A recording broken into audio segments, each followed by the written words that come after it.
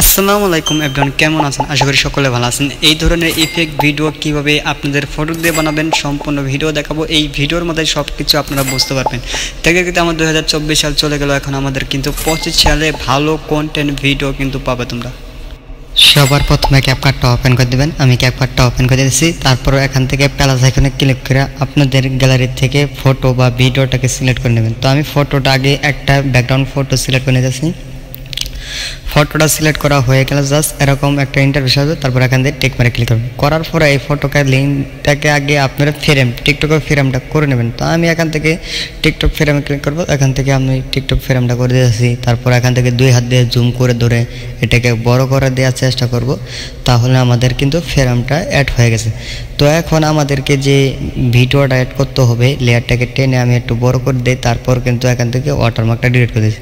ওয়াটারমার্কটা delete করা হয়ে গেলে জাস্ট এখান থেকে আপনারা গ্যালারিতে ক্লিক করবেন। তো আমি গ্যালারিতে ক্লিক করতেছি। করার পর এখান থেকে ভিডিওটাকে সিলেক্ট করে নেব।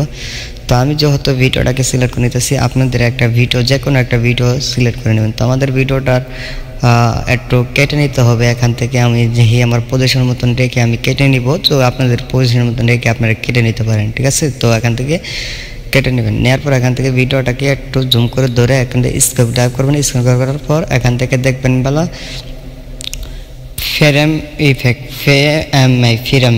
তো এখান থেকে আপনারা কী করবেন, ফ্রেম ইফেক্ট এখান থেকে আপনারা জাস্ট একটু সেভ করবেন। করার পর এখান থেকে আপনারা যে এখান থেকে আপনারা ভিড়ে আসবেন। তারপর এখন ক্রোম, তো ক্রোমে ক্লিক করুন। ক্রোমে ক্লিক করে কাট করে নেবেন, মানে ভিডিওটা কাট করে নেবেন। তো আমি ভিডিওটাকে 1 পয়েন্ট রাখতেছি, জাস্ট 1 পয়েন্ট রেখে দেবেন। আপনারা চাইলে আপনাদের মন মতন করে নেবেন। তো আমি 1 পয়েন্ট রেখে দেবো। দেওয়ার পর এখান থেকে জুম করে ধরে উপরে তুলে দেবো।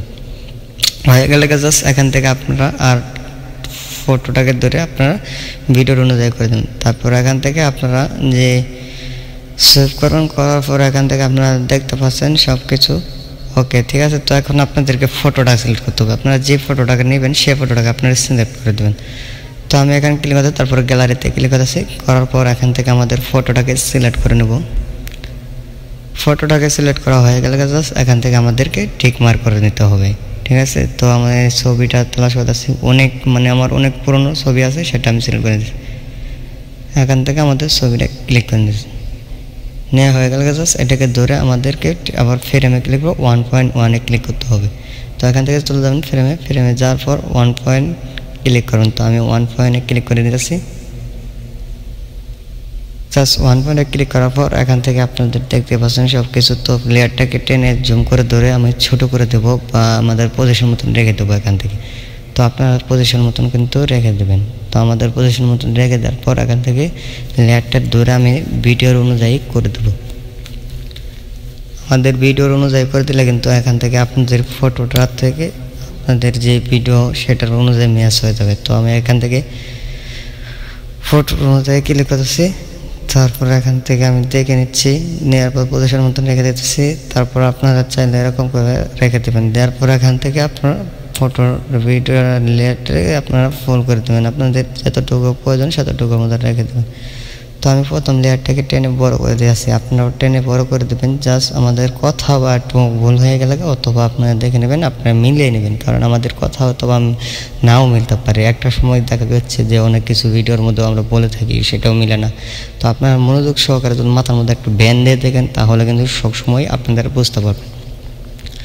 জাস্ট আমাদের ভিডিওর সাথে হয়েছে। এখন আমাদের ট্যাক্সে যে একটা দেখছেন সেটা আমি দেখিয়ে দেবো। তো এটা একটু বড় হয়ে গেছে, জাস্ট কাট করে দেবেন। দেওয়ার পর হয়ে গেছে। তো এখন আমাদেরকে প্রথম চলে আসতে হবে। প্রথমে আসার পর এখান থেকে আমাদেরকে যে ট্যাক্সে ক্লিক করবেন। তো আমি ট্যাক্সে ক্লিক করেছি। তারপর এখান থেকে ট্যাক্স অ্যাড করে দেবেন। তো আমি এখান থেকে ট্যাক্সটা অ্যাড করে দিতেছি। আপনাদের ভালো যেটা মনে হয় সেটা অ্যাড করে দেবেন। তো আমি লাভ অ্যাড করে দিচ্ছি।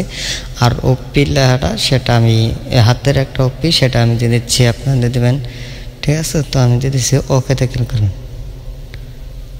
ওকেতে হয়ে গেল। জাস্ট এখান থেকে টিক মারে ক্লিক করবেন। তারপর এখান থেকে সিলেক্ট করে দেবেন। তো আমি সিলেক্ট করে দিতেছি।